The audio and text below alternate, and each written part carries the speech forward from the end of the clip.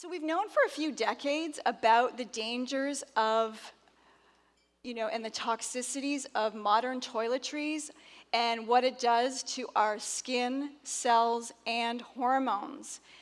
But now, with revolutionary research about the microbiome, we get to see that there's a whole new level of danger to our dermis with toxic cosmetics.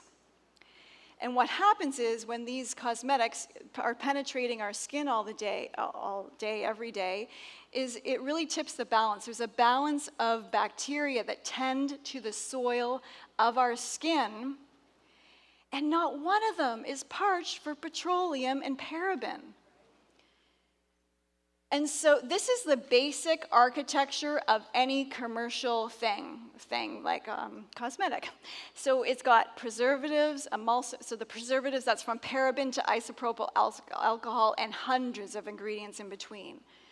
Side effects: microbe mutators, alter pH, skin irritations, severely drying, endocrine disruptors.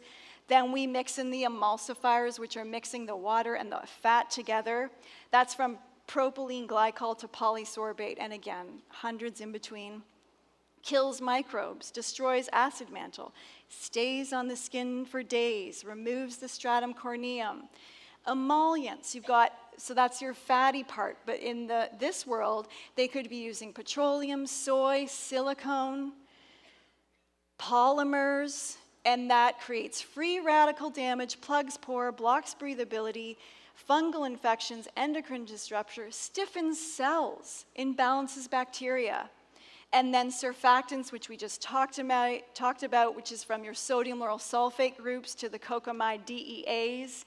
Microscopic particles insert themselves into the skin, removes the lipid barrier, imbalances sebum production. So then you have this whole thing where you're foaming your face because you've got acne and you think it's going to be good. It's drying up the oil, but it's disrupting your acid mantle and your lipid barrier and putting things into those pores that are going to screw up the whole sebum production.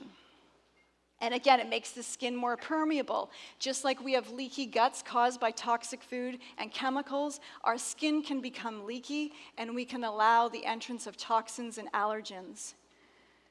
So then you got all this and you mix it in with having a shower, which further eradicates essential bacteria.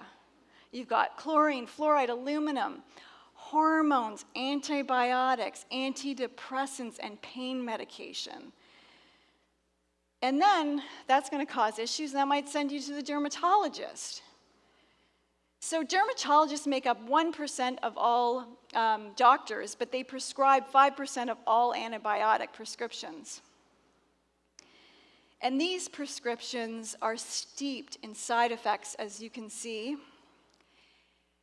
And they often spawn new skin issues. I mean, it's just crazy. You got oral and topical antibiotics, and the list is insane, if you ask me. We got impairs the microbiome, can cause respiratory infections, yeast infections, acne, antibiotic resistance, dizziness, yellow teeth, weight gain, gut dysbiosis, thinning skin, depression. Hydroquinone is often prescribed for getting rid of melasma, hyperpigmentation, age spots. Those are things the brown patches that can appear on the skin. But it further damages the melanin, which is why the issue began in the first place. They're cytotoxic, that means they're cell toxic, and they're carcinogenic. And then they make your skin more sensitive to sun. Salicylic acid is often prescribed for acne, makes the skin dry and flaky, and then it causes melasma. You got retinoids, which can make for red, flaky skin, sun sensitivity, birth defects, irritable bowel syndrome, liver damage, and depression. And sometimes people think because it's a cream, it's like not the same as ingesting, but it all goes in. And then we've got steroids and cortisone, hydrocortisone. These are very common. Suppress immunity, create fungal infections, create red face syndrome, vulvodynia, which is a very intense vaginal issue, chronic eczema, rebrown flares, and stretch marks.